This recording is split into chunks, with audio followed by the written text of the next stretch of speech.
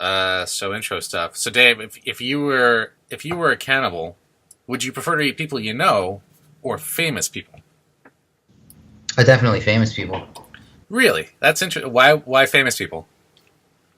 I think people you know is gonna be. I mean, that's gonna be hard. Like I don't even like the idea of like people who live on a farm and they name the animal and then they end up eating it. Uh, Although I guess you know the name of the famous person. It just I don't know. Well, what if it's more like acquaintances? I mean, it doesn't have to be like close friends and relatives. It could be like just general office coworkers or I get attached quick. yeah. I feel like. That's nice. It's nice that you feel that friendly with people. What's your preference? Well, see, now I feel like I would eat people I know because it's like the ultimate locavorism. Like eat local. It just seems less processed. It's like my car trunk to table, basically. Well, it's It's probably more environmentally friendly. it's environmentally friendly on so many different levels, and I mean, it just seems more responsible to the planet, obviously. But also, it just seems like it's safer. You just know what you're getting into.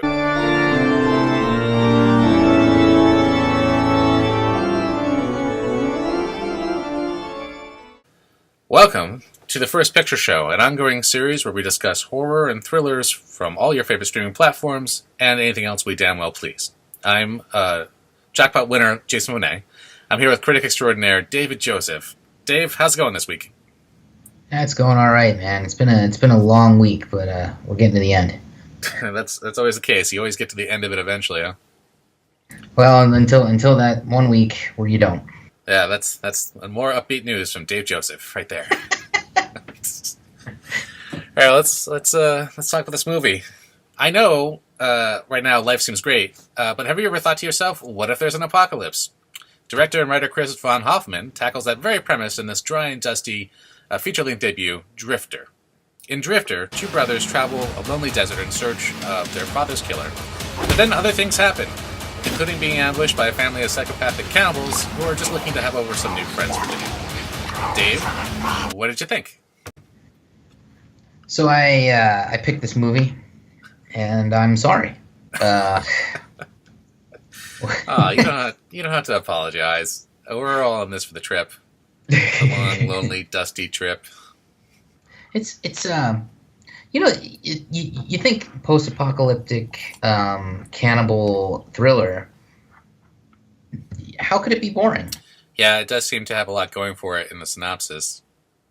But they found a way to make it boring. Right. Maybe they should have been called Dragger, because this movie just keeps dragging on and on and on.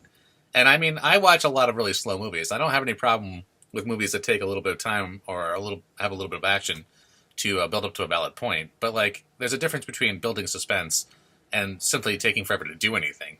There just wasn't a lot of conclusion going on in this movie. Yeah, no, it's pretty painfully slow, and it's still though even with all the time that it takes, it doesn't set a whole lot up either. So there's this. That's definitely true. I mean, you feel like they have so much time to play with things. They have so much time to actually like develop characters and develop stories and narratives. And for some reason, they just didn't want to do that. I guess I feel like I think that the director, Chris Von Hoffman, basically chose to lean heavy on the sense of desolation and emptiness in the actual surrounding of the characters to set the scenes for the tension.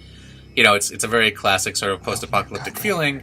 And it definitely has a very strong tone to it, but it's like at the same time, it's a setting and concept that's so familiar to people that anyone who's watched this kind of genre pick before knows what to expect. There just wasn't really much compelling for like a new audience to latch onto, and it just kind of dragged away as we watched everyone go through the motions that we were all pretty much waiting for. Yeah, the movie is it's so derivative that it just I don't know, it just seems so completely unoriginal and really there's just it's I man I know it's a horror film, but this is not at all scary. I mean, That's a really good question. I mean, it took a long time for me to say, oh, this is a horror film. I mean, it took a solid half the movie before it started to kick in to feel like an actual horror film in any capacity. And I don't really feel like they went too far down that path. I think that you could say the premise of a post-apocalyptic scenario is horrific in a sense, but there really wasn't a lot that was necessarily scary or tense or disturbing about anything that was happening in this film for pretty much most of the film. It just sort of took a while to get to a certain place. There's some beatings, some violence, but not. Yeah, I agree. Well, it's and that's why it's got a Dusk Till Dawn kind of feel. I mean, they rip off the right in the beginning. They rip off the hand. Well, I mean, I don't know if I would say they ripped it off. I guess I felt like he definitely was making some strong allusions to other movies and other directors I assume that he really likes. I mean, and I didn't necessarily even have a problem with that. I think when it started, I thought, oh, great, this one will have a little bit of a bite to it. It will have some interesting kind of point of view in terms of the editing and the way it looks. Right off the bat, it was very like Raimi-esque in terms of the editing. I kind of enjoyed that. You just mentioned the whole through the hand thing. There was a very Rodriguez-y quality to that. So, it was going in an interesting direction, and I was kind of excited to see how Hoffman was going to take all these ideas and sort of put them together in this new way. And then it just kind of didn't do anything. Well, I mean, ultimately, well, first of all, back to the hand thing real quickly. I mean, and then they dump the liquor on it, and then they do the duct tape. Yeah. I mean, that's just beat for beat. So I mean, it's Dusk Till Dawn in some other films until it just becomes Texas Chainsaw Massacre. And I buy that. Yeah. The dinner scene and all that, but wow, it just if you're gonna do that, if those are some big time movies, and if you're gonna walk down that path, those are some big shoes. It just doesn't do it. Yeah, that's true. I mean, I guess in general, what I would say is the thing that really is apparent throughout the entire movie, regardless of how slow the editing is or how much things don't really seem to get fleshed out, is that the makers were really dead serious about the quality of film that they were trying to make. I mean, there was so much, I think, heart in the production of this, in the sense that I could tell they were really trying hard to make something. Like it really felt like they were trying to really capture, a very specific kind of look and quality. And it was that, I think that sort of like extra effort on their part that made it look, they tried too hard. It just kind of fell apart because of that. And you bring up a good point, because the one thing about this film, the one thing it does accomplish for me is it does make me curious about his next one.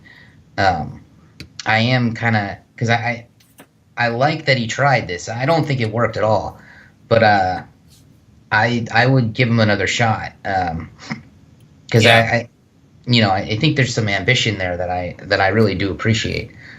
Yeah, I mean, I don't want to just compare everything back and forth as we go through this series, but compared to what we saw last week, for instance, where I felt like the movie itself was, Terrifier was a lot of really oversimplified and sort of very stereotypical scenes that were cut together in a way that didn't really have a lot of style to it necessarily, other than I think we discussed the filter on it that kind of tied everything together. It feels like in this movie with Drifter, the director is definitely trying to work out things that are creative. It's hard work to make a movie, it is hard, and again, this is not a long film. It's like 85 minutes. And God, really? Was it just 85 minutes? Right? Yeah. Right. And I went ahead and I'm devoted to the show. I watched it again this evening. Oh, really? Just I hadn't seen it it was like I don't know. I watched it pretty quickly after. I was excited about it, and I watched it pretty quickly after we decided on it. And it just left me so cold that I was like, I need to watch it again, because I don't have a whole lot to say. Boy, I'm telling you, like I'm fighting the drowsiness still from this thing. I mean, it's interesting because I kept thinking like there were a lot of parts of this movie that it could have gone in directions and explained a lot of subplots that were sort of hinted at, and those would have actually been really interesting sort of narratives to follow. Like there was the whole. And this slightly spoilery alert here. There was a whole sort of general direction of the two brothers who are drifting, who are searching for, I believe, their father's killer. Yes, for this person to avenge their father. There's a character who pops up halfway through who's sort of the only really sane character in this movie who appears to be a captive of this crazy cult. And there's certainly a backstory for her there somewhere that they didn't really get into that would have been more interesting to see fleshed out. There's the actual apocalypse itself, which is not really apparent initially when watching this movie, which I like. I like the fact that they've never really addressed the idea that they are in an apocalypse scenario. You just sort of come to it slowly as a viewer as you realize that they're not just a couple of guys in a bad car in the desert. They're a couple of guys who are trying to, survive in a total breakdown of society. I would have liked to have known a little bit more about the background of that. And then, of course, there's like what's actually going on with one of the main characters, Miles. There's, the two brothers who are basically the leads of this movie, Dominic and Miles. Dominic is the more active one throughout most of the movie. He's played by Drew Harwood. His brother Miles is sort of a softer character who he's trying to take care of. And there's a lot of talk about like how Miles has maybe some sort of mental incapacity or there's something wrong with him. You don't really ever see that so much, and you also don't really ever get a real sense of why they're talking about it or where it comes into the movie. So like there were all these like mysteries and all these other avenues that they could have maybe explored a little bit more to flesh out the characters, but instead they just resorted to showing long shots of empty desert and having some crazy psychos lick guns. I mean. And honestly, if they had not done any exposition at all of those things, it would have been cool to just leave it a complete mystery. But there were like just a couple of conversations that take place in this movie that you can tell that we're having this conversation to give you some information. The exposition was really, really, really poorly. It wasn't hidden at all. And it's the kind of stuff that you could just shoot a couple scenes and with plenty of time, like you cut out some nonsense and put them in there.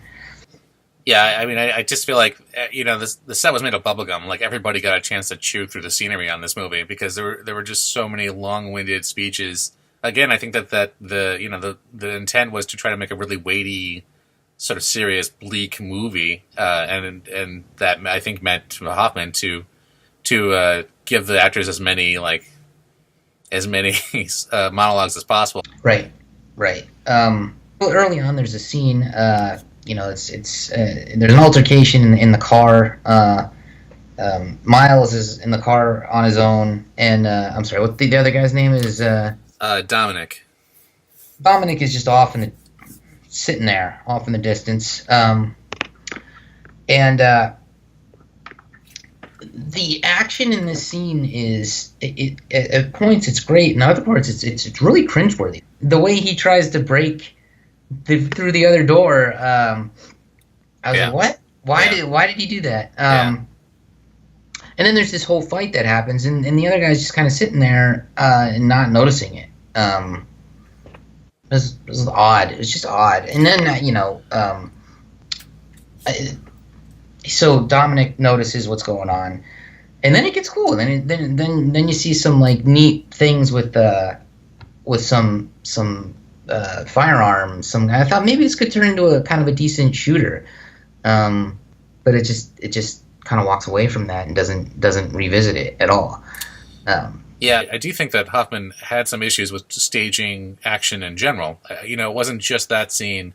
There's another scene that's kind of the climax of the movie, the dinner party scene that you're talking about, which really, I mean, when you block it out, doesn't make any sense in terms of what actually happened. Yeah, no, I mean, it's staggering how the way that end scene unfolds. I really feel like we should spoil the end of this. Okay, fair warning. We're spoiling the end of this. Yeah. Okay. So he's got this shard of glass in his shoe. Okay, and he finally let's go with the fact that they didn't check him for any kind of weapons when they brought him in there. They had him in a cell beforehand, so that anyway, whatever. Why would he attacks the girl first? Right. The monster guy is like Wouldn't Right. you? Right. I don't know. I don't know No. what the thinking was in that. Like, clearly he couldn't defend himself, so he attacked the weakest person at the table Right. to disarm that character, and then was viciously beaten by Right. by one of the strong guys. I mean, there was nothing. Everything about that sequence and everything about the way that people interacted with each other in that sequence was so awkward because it just nothing would have happened the way it happened in that scenario. So It was all just built up to lead up to the one point where he has to kind of shoot everyone to make it so dramatic for some reason. But I don't know why. I don't know why they were trying to make that such a dramatic sequence when we didn't really know anything about any of the characters that were involved in it. yeah, absolutely. I Like it wasn't like a big shootout. It wasn't like a big action sequence. That would have made sense in a certain way because then that's well, more fun. Instead, it was well, like this really drawn out emotional moment for some reason, even though there was no real emotion connected to any of the characters. so he's built an attachment to this girl, and she saves his life, shoots the guy that's beating him to death. Um, but then the main bad guy, Doyle, grabs her and has a fork to her neck. Okay, he's got a fork to her neck, and Miles has a gun. Right. And Miles just walks over there and doesn't even try. Doesn't even try to miss. Just shoots her and kills her. Right. And kills him in the process. Like, wouldn't you give it a shot? Wouldn't I'm like, wouldn't Yes. like at least try to shoot just the guy? Try like aim for his head or something. Not just shoot her right in the gut and Right. kill her. Well, even like backing up further before that, why doesn't she shoot Doyle? Why doesn't she shoot the main guy? She has a gun. She could literally take everyone out in this one dinner party very, very easily. She already started shooting. She already started It's not shooting. Doesn't really make any sense. Just No. doesn't make any sense.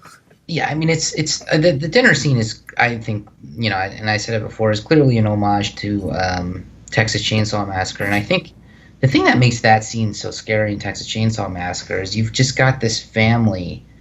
It's kind of like a Deliverance kind of thing. It's just, this is how they are. Right. Like, they don't think this is just normal for them, and that's what is like, oh my god, this is scary. And then what kind of takes the air out of this scene is Doyle actually articulates that. It's like, we're not crazy. Right. Right. This is just, and I was like, no. Yeah. um, No, it's true. I mean, the Texas Chainsaw Massacre scene. It's the tension in that scene ratchets up further and further as people sort of go crazier and crazier. Whereas in this one, it's sort of like things calm down more and more. We knew where it was all going to go. There really wasn't anything entirely creepy about it at that point because we've seen it before. But also, there just wasn't anything that active in the scene itself. It all felt like kind of very slowly depressed in a way. yeah, it's and that's a good way of putting it because it depressed me. And because there was I think there is a kernel. There's something here for this movie. Yeah. I mean, I feel like there could have been more that could have happened. I mean, I think that listen, I don't think that like all the performances were terrible or anything like that. I think there were some interesting characters. I liked Drew Harwood's version of Dominic, the main brother, the older brother. He wasn't around for too long, but I do think that he gave it a sort of the character himself a world-weary sort of bleakness that felt realistic and actually felt appropriately gritty.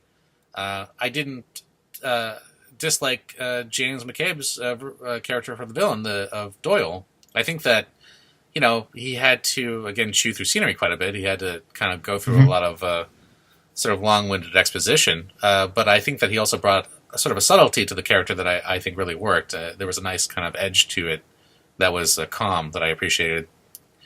I think that other characters in this, the two sort of hench type characters, the Anthony Fico and Rebecca Fraser, who play these absolutely insane characters, they were over the top, and it kind of makes sense to be over the top in this movie. Yeah. I do think at times the over-the-topness of certain qualities in this movie sort of was at odds with the very simple, bleak quiet tone of the rest of the movie, so there was kind of a disjointed quality to that. But I can't fault either of those two actors in terms of the job they did. I think that they were just playing the stereotypes that they had been given. And then there's Monique Rosario, who plays Vija, the sane person. You know, again, I kind of wish that they had maybe given her more to do. I mean, I think that she was effective, but she was also pretty one note. She was pretty wooden in a sense, because it was just about her being upset most of the time, her being in pain. So I personally was like, it feels like she knows what she's doing, but there really wasn't a lot for her to kind of do in this film. So nothing for her to do in this film. And it was. Oh boy, because I down the line, I agree with everything you said with the performances. I thought that the two henchmen, I agree that there's a tonal disconnect there, but I welcomed it. Anything to spice this thing up at least a little bit anywhere. Yeah.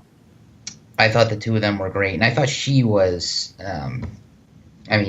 She essentially was the. I would like to see something like that in the Suicide Squad movie. Yeah. Like, just do it. Just go for it. Just go for Harley. Because that's essentially what she was doing, and I thought it was. That's definitely true. Miles is played by I believe it's Aria Emery, who's also one of the co-writers of the film. Just doesn't really gel in this movie in a lot of ways. I mean, I do feel like the performance itself is pretty limited, but also his performance is basically him having a terribly greasy hair combed over his eyes and looking down and not saying much, and also drooling a lot. There was a ton of drool in this movie, but we'll get back to that. What is the state of post-apocalyptic movies in general these days? I mean, can they really? We face in real life a post-apocalyptic scenario around the corner like every day. So That's true. I mean, how much more longevity can we really have in terms of like watching a post-apocalyptic movie at this point? Is it just kind of a tired genre in general? Does it need to be kind of rejuvenated in a way? Certainly Mad Max. I don't think Mad Max from a couple years ago rejuvenated the genre, but it did do it to the nth degree that it should be. I mean, it did take the lone desert character and really kind of take it as far, I think, as you can take it, ultimately. So now I'd love to see other post-apocalyptic movies go in a different direction entirely, I think let's get out of the desert for a change. I don't know why it's always in a desert. I mean, it's not like you couldn't have cities and forests and everything else in these scenarios. I think that the way I would handle it is I would just take, some trailers and throw a bunch of debris in front of the trailer and say, there was an apocalypse. Why does everybody drift? Why can't they settle down? It's an apocalypse. Like, now you should be taking it easy. In fairness, Doyle and the boys, they had settled down. I suppose so. I suppose they had settled down. I don't know why nobody can create an apocalyptic movie that deals with, like, a really happy utopian community. I mean, where's the flip side? There have to be, like, happy stories in this. I mean, like, everything sucked until the apocalypse came and killed all the bad guys. Yeah, I mean, ultimately, it's. I mean, I think that's one of the draws of apocalyptic movies in general, is that as much as it's like, oh, it's a breakdown of civilization, and we lost all this stuff, it's also the promise of having absolutely no responsibility and no real ties to anything anymore. It's sort of like, let's create our own utopia around this concept. Let's get a bunch of couches and build a fort and just like live happily next to a stream. Nobody does that story. I think you can make this movie. It's kind of like your spin on the Rapture. It's a happy Rapture. Right. Like, why weren't the leftovers more happy about it? They should have been. They should have been happier. It should have been like, we got rid of all this extra crap. Now we can just party. It's fine. Instead of God coming and taking all the good guys, he just wipes out the assholes and leaves everyone else. Why isn't there? There should be a reverse Rapture? Why isn't there a reverse Rapture? Dude, I think you can make this. This will be your first film. All right. I hope that I can live up to standards, but I know it's not easy. It's not easy to cross that bridge. No. Well, I mean, but then some jerk will make a podcast. Yeah. Talking about how bad your movie is. Oh man, you can't get away from it. Everybody's a critic. Yeah. Yeah. People are just bored, I guess. Yeah, that's all it comes down to. But I thought maybe just the bright deserty, sunshiny thing took something out of it.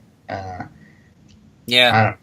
Well, again, why always go to a desert for an apocalypse movie? I mean, I get that it's, desolate and it looks abandoned, but lots of places could fit that. A parking lot at Denny's could fit that. It's like there are other things to do now. You raise a good point, though. In this movie, in this scenario, would we have survived? Would we have made it through not just in the apocalypse, but also through dealing with, a crazy cannibalistic cult? Oh no, we're dinner. We're both dinner. Oh wow, that was a really quick, easy answer for you. That kind of concerns me. It was easy. That was an easy one. I mean, we don't even. Yeah. I don't even think we're avenging our father, though. To be honest with you, we're hiding somewhere. I don't know. We got a car. It's good. It's good to go cruising in that scenario. I mean, we might have to get out. I feel like the way that Drew Harwood's character Dominique has his downfall, we probably could have avoided that. I mean, maybe it's just me personally, but I feel like being sort of seduced by sort of hair-lipped ladies would not necessarily be a concern for me. He's in the movie himself, he's such a hard character, and then he has this one downfall, which is he cannot resist the post-apocalyptic ladies. Just as hard as he tries. Because it was pretty clear. I mean, maybe it's just because the premise of the film, but she definitely seemed threatening to me from the get-go. Like she definitely raised a lot of red flags. And I feel like for a character who is so paranoid and so tight about dealing with absolutely every other scenario, he really let his guard down on that one.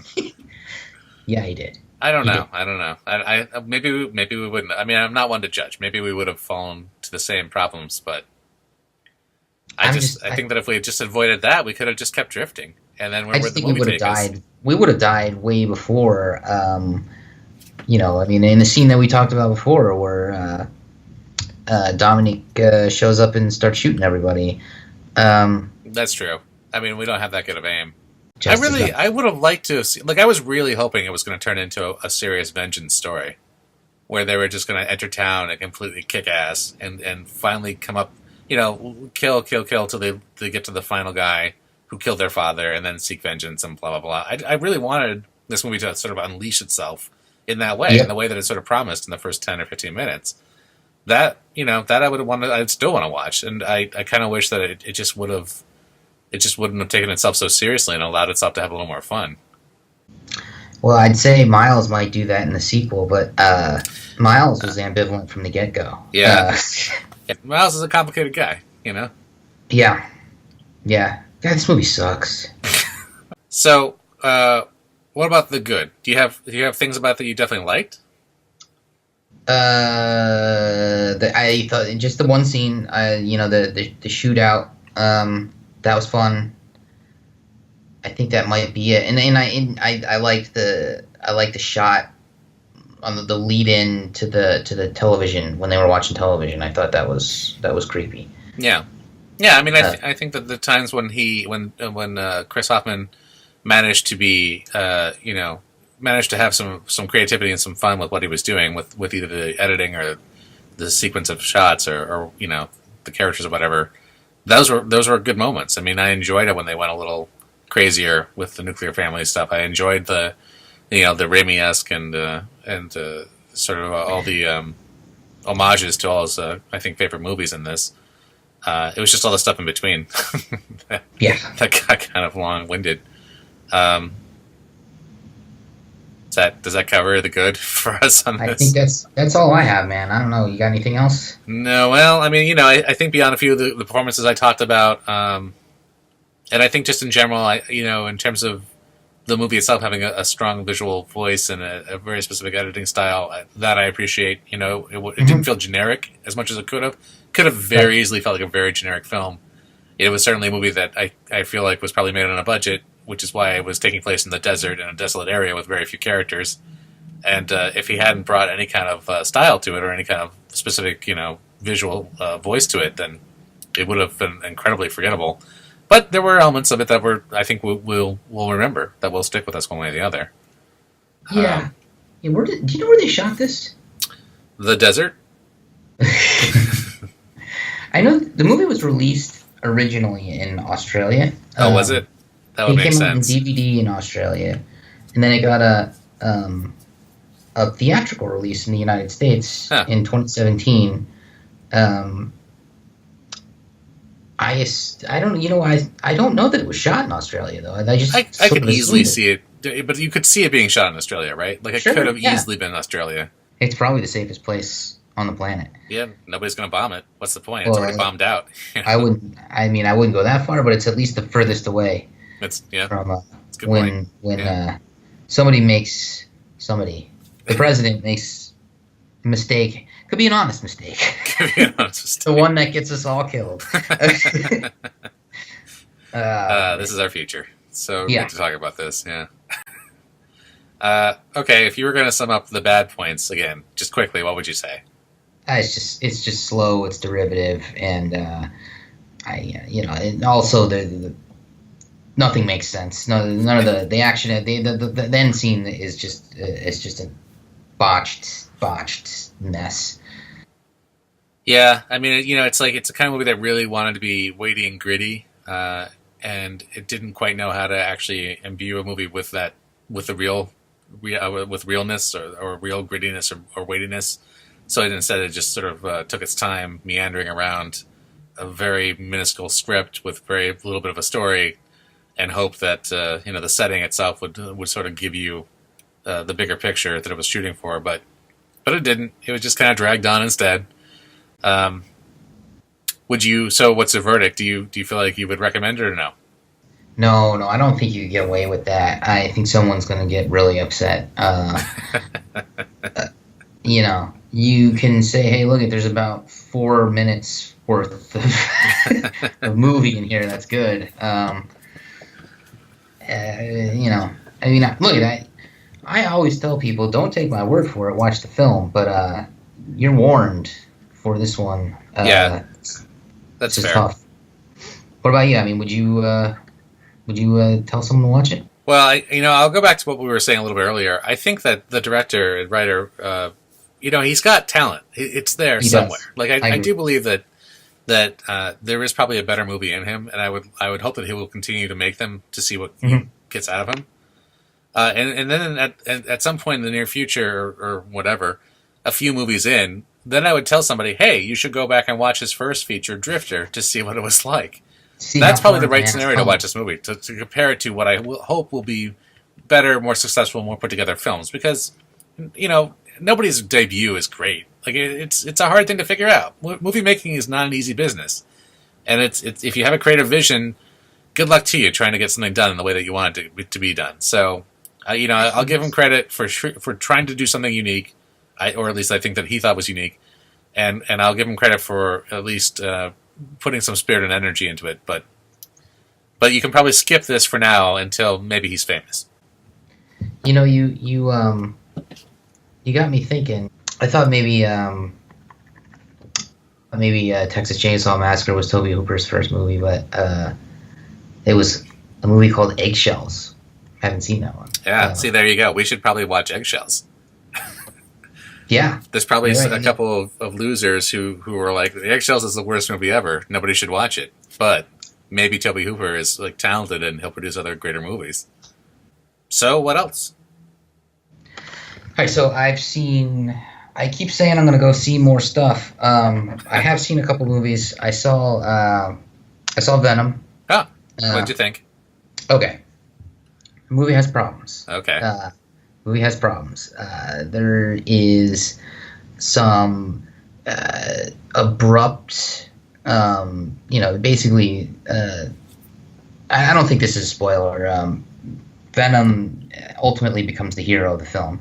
Ah. Um, It seems like and I don't know anything about the character, and I don't really know anything about where they're going to go with this. But it seems like they're trying to create a franchise, maybe around Venom. yeah, well, it's the Spider Verse, Right. so it's not part of the MCU, Right. which is weird. See, because Spider Man is part of the MCU, but Sony actually has the rights to Spider Man. Right. So, So Sony's trying to build their own property after Spider-Man that's not going to be connected to MCU because that's where their money is, right? I mean, that's Right. I mean, and there's no. I don't think, and this is pretty much out there. But Spider-Man's not in this movie at all. That seemed like it based on the trailer I saw, but right. I suppose that they would have put that in there.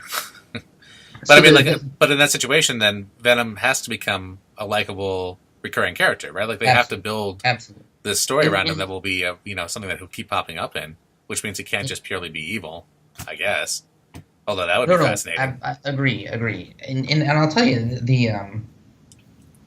there's a stinger, so don't get up and leave, and it's good. It's good. Like it makes you a lot more interested in the next movie than you were in the one that you just watched. Oh yeah. So, but that said, I think that it's being a little bit over maligned, in the sense that I wasn't bored. I wasn't. There's another valid criticism is that it's got Michelle Williams, it's this Oscar caliber actress, and it just doesn't. She's just your generic girlfriend. But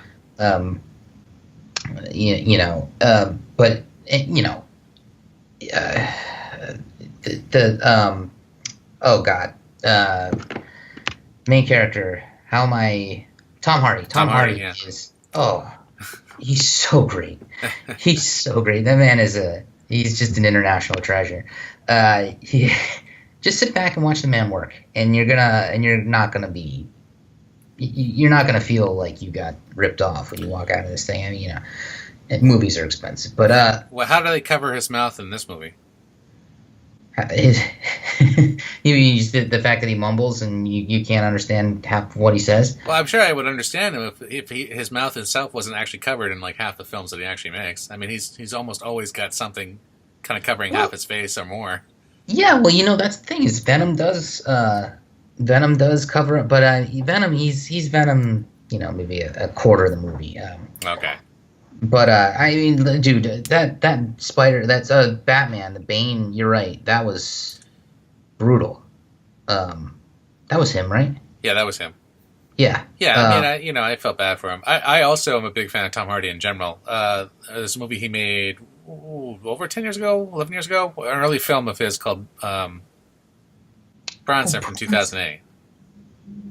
Okay.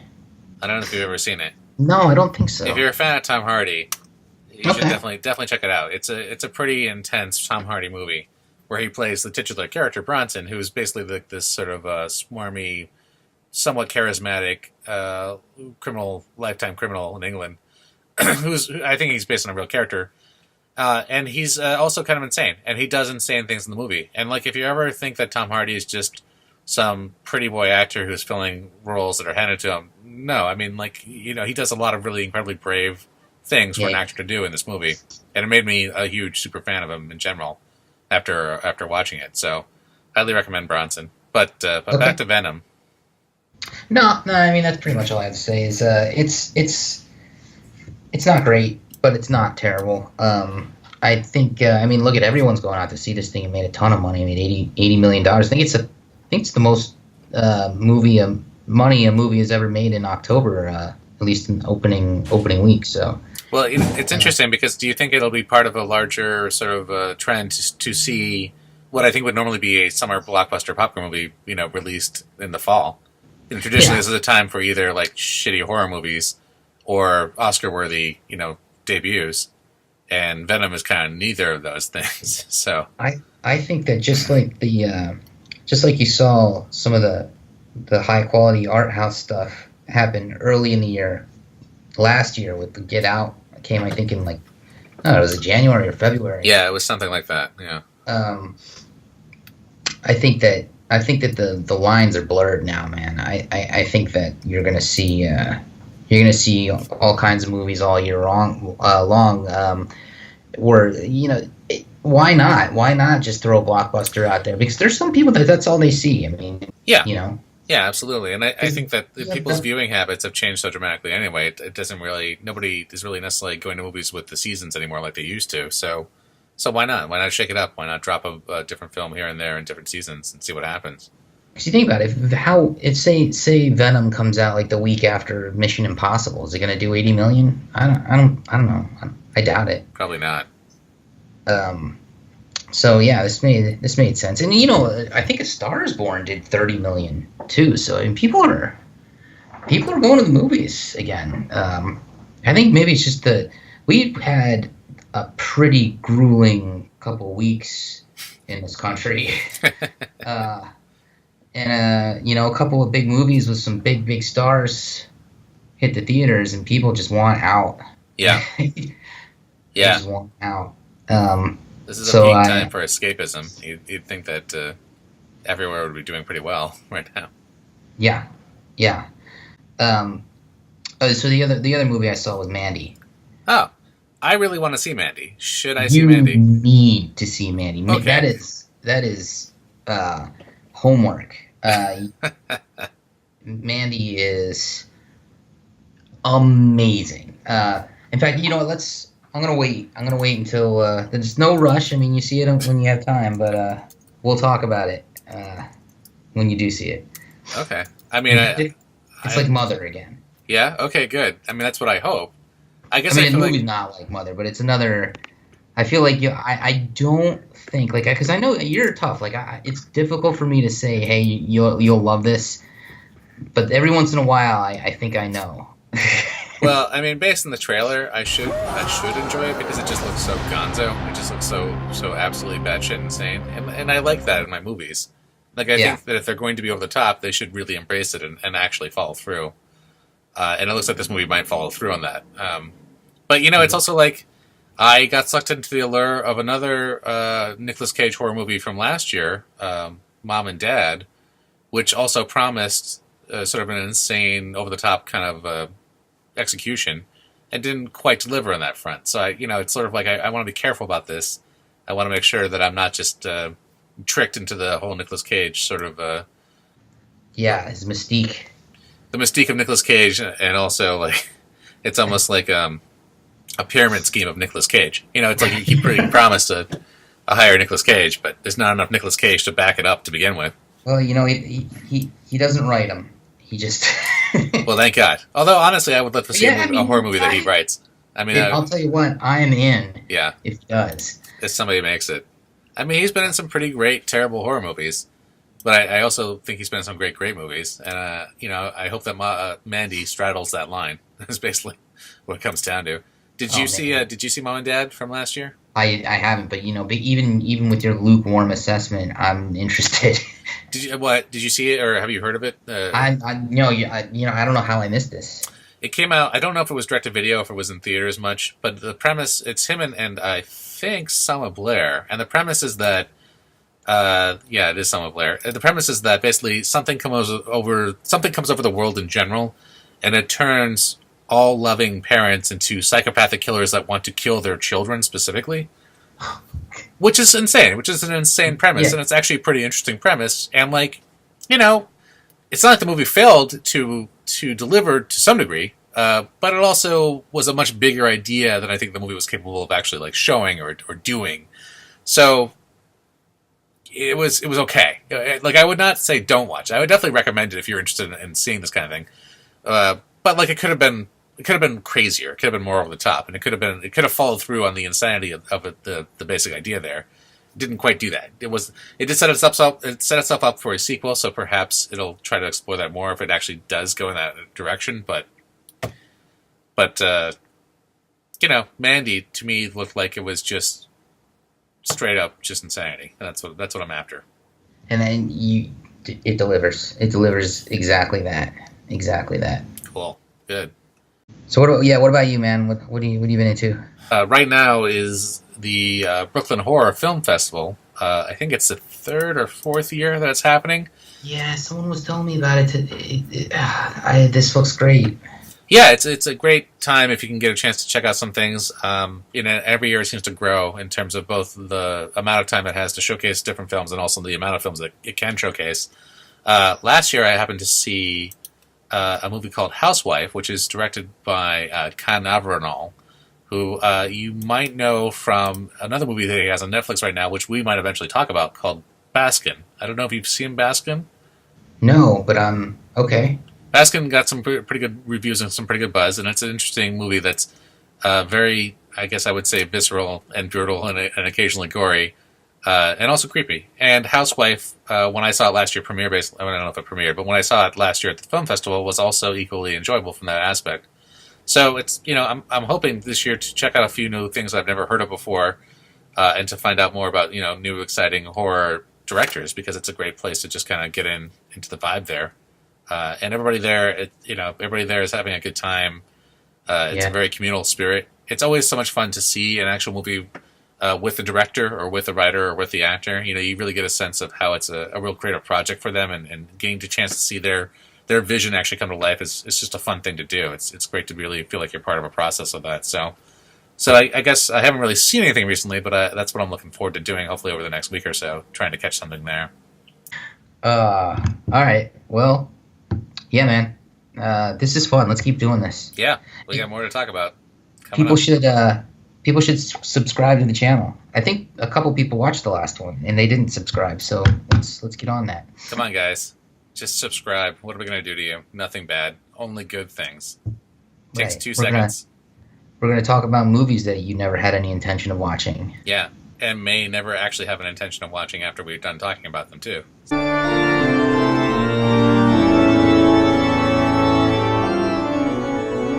I mean, are there cannibal foodies?